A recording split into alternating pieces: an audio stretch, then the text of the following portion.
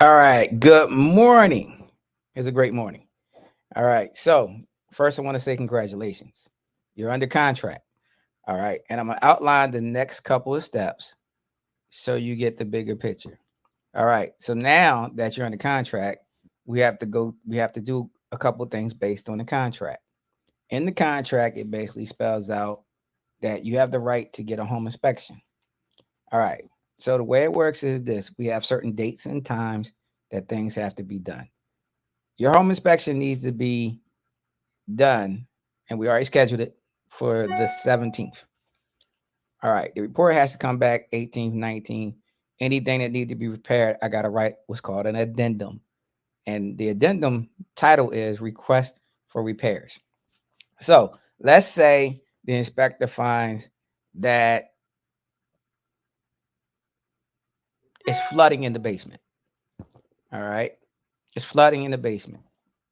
They write that up as a major defect. And then you have safety defects like the handrail on the step is loose and you could fall and crash. Okay. Now, this one has special terms, and we discussed those special terms. If the when the appraisal gets done, if the appraiser cites certain things need to be done, the seller has to take care of it. In this particular case, we have some other terms that was negotiated. Why were these negotiated the way they were? The house was renovated, so it shouldn't be anything wrong with the roof. Shouldn't be wrong with any of the major systems. Um, shouldn't be too many things wrong, but we can basically take care of things that may be wrong. All right, because that's the terms that we negotiated. All right, so once everything gets done by the inspector, we'll deal with each step if we need to take care of anything. Now, the next step is pick an attorney. All right, gave you an attorney. I'll send you that information. All right, so you know who the attorney is. The next thing that you have to do is apply for the mortgage. Mortgage company should have been reaching out to you, asking for additional documentation, so on and so on. The other thing that you're going to be looking out for is the appraisal. The mortgage company should order the appraisal.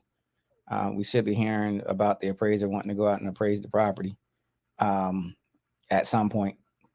And that's being done to establish if the value in the contract is actually correct. If it's incorrect, their appraiser is going to say the house is worth such and such. All right. If that happens, then we have to go back, create an addendum. The seller, you have to agree on the new terms. So that would be the new price. All right. Now, while all this is going on, it's not much I have to do. I'm basically sitting waiting for each person to handle their function to get us ready for settlement. The attorney's job. This is the attorney's job, so you understand. The attorney is running a title search. What is a title search? The title search dictates if is any other owners other than the ones that's on the contract that has a claim against the property. They also look for liens.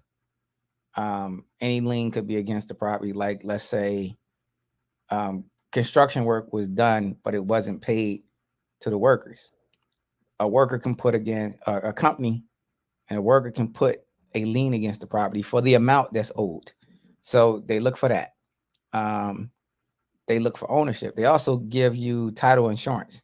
So that title insurance is a protection against any future claims against the property.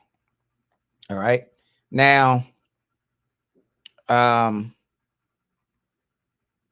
you'll have to pick insurance for your property. So if you have an insurance agent that you normally deal with, like with car, I would probably suggest that you bundle it. Like see if your agent can bundle and add on auto. Should get a discount for that. Um, if you don't know an agent, reach out to me. I can recommend a few people, and then this way we can get you some. We can get you some home insurance on the property. Uh, what's going to happen as we get closer to settlement? The settlement is on the what is it? The 15th, I think it is. So the 15th, which is a little over a month from now, 3 days before the settlement, we'll do a walkthrough. What are we doing a walkthrough for? We want to make sure that the property is still in the condition that we saw it when we wrote the offer. Make sure nothing changed. All right, like refrigerator or anything was swapped out, anything that was a part of that deal is actually there. What else? The day of settlement, let's say we have a settlement at 11 o'clock. We want to meet at the property about 9 o'clock. Again, we're doing a final walkthrough to make sure that the property is in the right condition. Make sure nothing is damaged. Make sure you're ready to sign your documents and become a homeowner, because that's the beautiful part. I mean, it's so beautiful when you become a homeowner. The process is really not hard. If you get nervous, that's all part of it. I got nervous, like crazy nervous, but I was so excited at the same time. Just give me a call.